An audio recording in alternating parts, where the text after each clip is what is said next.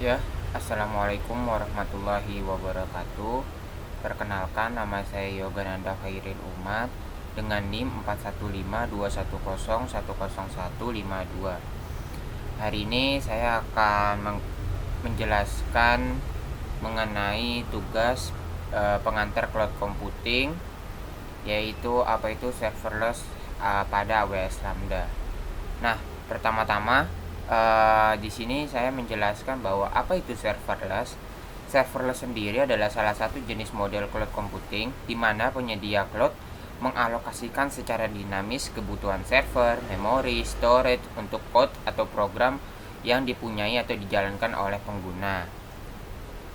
Nah, serverless ini bukan berarti dia ini tidak menggunakan server, karena kan kita mungkin agak salah paham ya, karena ada kata serverless. Nah, namun serverless ini berarti server, memori, atau storage tersebut memang disediakan secara otomatis oleh provider cloud. Jadi pada serverless ini kita ini nggak perlu mikirin server kita gitu. Jadi yang perlu kita pikirin tuh hanya code yang akan kita jalankan, kode yang akan kita jalankan, seperti itu. Nah, keuntungan serverless sendiri itu apa aja sih? Yang pertama, kita nggak perlu memanage infrastruktur di bawahnya. Ya tadi seperti disebutkan, biasanya saat kita mau deploy aplikasi, kita kan harus nyalain servernya dulu nih, kemudian install macam-macam. Nah, kalau dengan serverless sendiri, kita ini nggak perlu konfigurasi OS di bawahnya atau konfigurasi servernya, karena memang sudah dihandle oleh AWS. Jadi kita hanya fokus untuk deploy code-nya saja. Terus lalu yang kedua, ada otomatis scaling di sini. Nah, otomatis scaling ini misalnya datanya banyak atau requestnya banyak. Nah, biasanya nih dia nih naik sendiri unit komponennya kan. Nah, kalau pada serverless ini storage-nya tinggal upload sebanyak-banyaknya, dan kita ini nggak perlu pusing untuk scalingnya gitu, seperti itu. Lalu yang ketiga ada pay for value. Nah, pay for value ini kita bayar sesuai jumlah eksekusi atau jumlah data yang memang disimpan dalam layanan tersebut. Nah, lalu yang keempat adalah highly available and secure.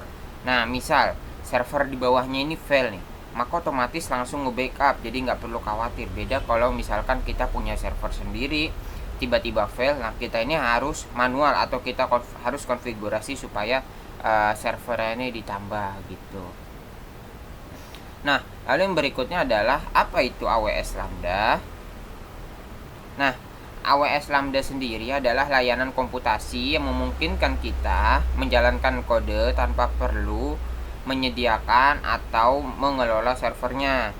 Jadi kita hanya perlu punya kode terus di running dalam AWS Lambda ini. Nanti si kode ini kode kita ini akan bakal jalan gitu.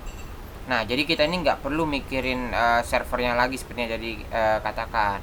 Jadi kita ini memang nggak perlu memikirkan servernya lagi. Jadi dia mau running di Ubuntu, mau Windows, atau running dimanapun, yang penting kode kita ini running gitu.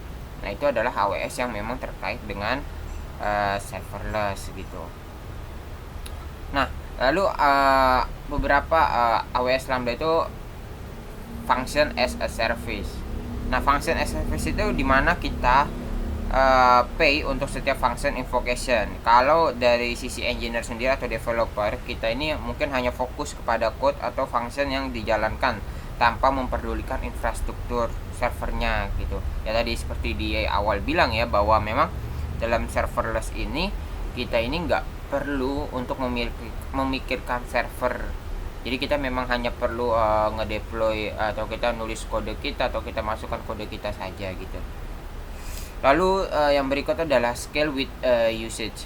Nah, scale with usage ini adalah secara otomatis menanggapi permintaan eksekusi kode di skala apapun, dari belasan peristiwa per hari hingga ratusan ribu. Jadi memang ya bisa lah. Jadi gimana ya, bahasanya adalah bahwa dalam AWS Lambda ini memang kita ini kalau kita mau jalanin, kita mau eksekusi kode ini nih bisa sampai berapapun gitu. Beda sama kita punya server sendiri gitu. Kalau misalkan kita punya server sendiri, itu kalau misalkan memang sudah mencapai titik batas tertentu, dia akan kita ini harus mungkin kita harus mitigasi, harus pindahin ke server baru, atau kita mungkin harus menambahkan server baru lagi gitu.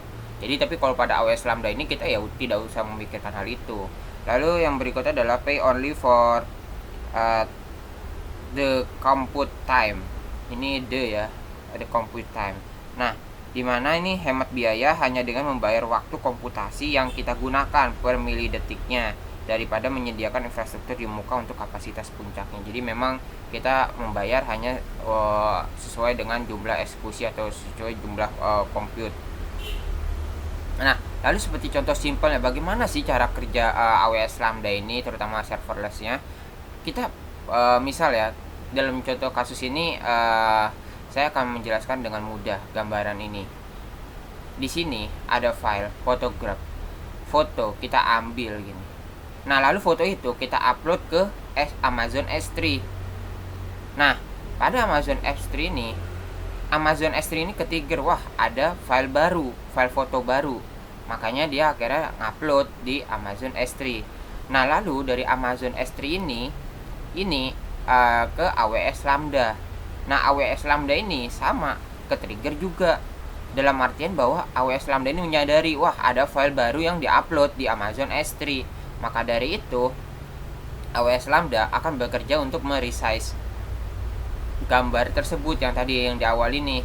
Nah, setelah di resize, nanti akan dihasilkan foto itu sesuai dengan mungkin untuk web atau mobile atau tablet ukurannya. Jadi memang disesuaikan gitu.